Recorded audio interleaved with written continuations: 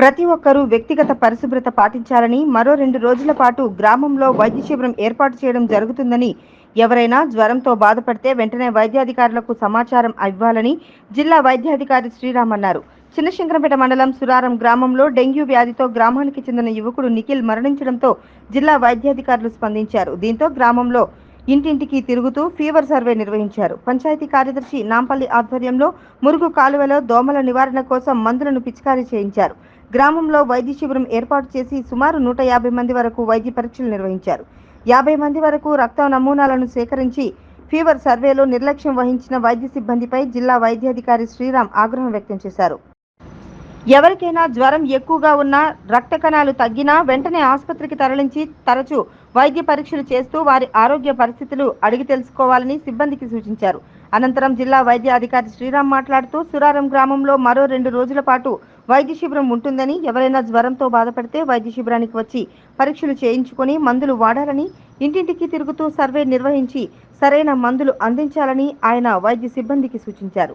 పరిసరాలను పరిశుభ్రంగా ఉంచుకోవాలని, వ్యక్తిగత పరిశుభ్రత పాటించాలని ఈ సందర్భంగా ఆయన సూచించారు. ఈ కార్యక్రమంలో జిల్లా వైద్యాధికారి శ్రీరామ్తో పాటు మండల వైద్యాధికారి సాయి సింధు, పంచాయతీ కార్యదర్శి నాంపల్లి, జిల్లా మలేరియా అధికారి విజయేందర్, లివింగ్స్టన్, జిల్లా ఉప వైద్యాధికారి అనిల, వైద్యులు హృదయ్, నందిని, మలేరియా వైద్య సిబ్బంది వంశీ, శ్రీనివాస్, వైద్య సిబ్బంది కవిత, ప్రియాంక, బాల నర్సమ్మ, స్వప్న, మంజుల, ఆశా వర్కర్లు, పంచాయతీ సిబ్బంది తదితరులు పాల్గొన్నారు.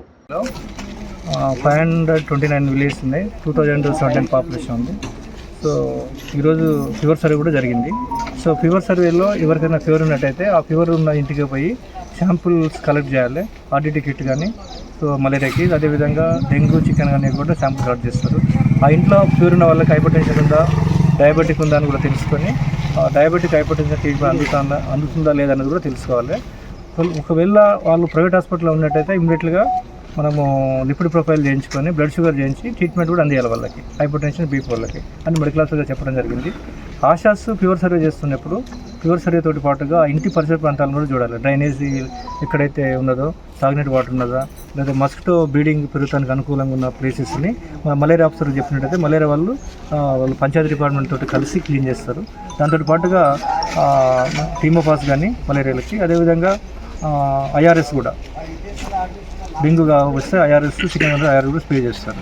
సో ఇక్కడ పంచాయతీరాజ్ డిపార్ట్మెంట్, అదేవిధంగా మా మలేరియా డిపార్ట్మెంట్, స్ప్రేయింగ్ డిపార్ట్మెంట్, మెడికల్కి సంబంధించిన డాక్టర్ గారు వీళ్ళు ట్రీట్మెంట్ ఇస్తారు. అది శాంపుల్స్ కూడా ఈరోజే తీసి ఈరోజే టీహబ్కి పంపిస్తాం. టీహబ్ నుంచి రిజల్ట్ వస్తుంది. టీహబ్ నుంచి మనకి దురదృష్టవశాత్తు ఒకవేళ డెంగ్యూ వచ్చిందంటే ఈ ఊరిని మొత్తం ఇంట్లో స్ప్రేయింగ్ చేస్తాం ఐఆర్ఎస్ స్ప్రే అంటే ఈ డెంగ్యూ మస్కిటో చనిపోద్ది. దాంతో పాటు కింద టీమోపాస్ని కూడా స్ప్రే చేపిస్తాం. అది mosquito breeding. So source reduction లేకుండా మనము క్లీన్గా వ్యక్తిగత పరిస్థితులు పాటించాలి.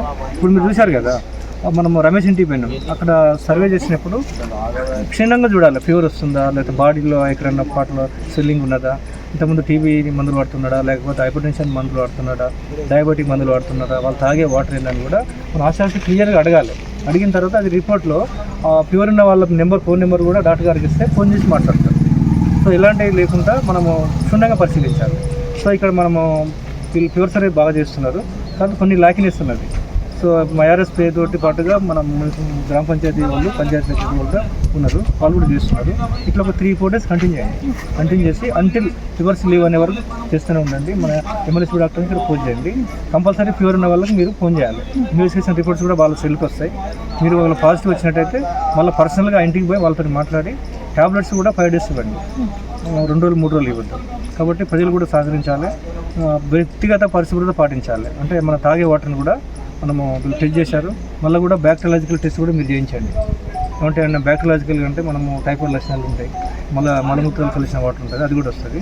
సో టైఫాయిడ్ కూడా కామన్ ఈ సీజనల్ డిసీజ్లో మలేరియా, డెంగ్యూ, చికెన్ కానీ టైఫాయిడ్ కూడా ఫీవర్ వస్తుంటుంది.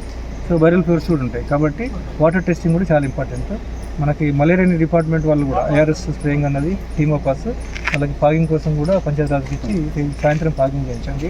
ఒక్క ఫీవర్ కేసును కూడా మనం మిస్ చేయొద్దు.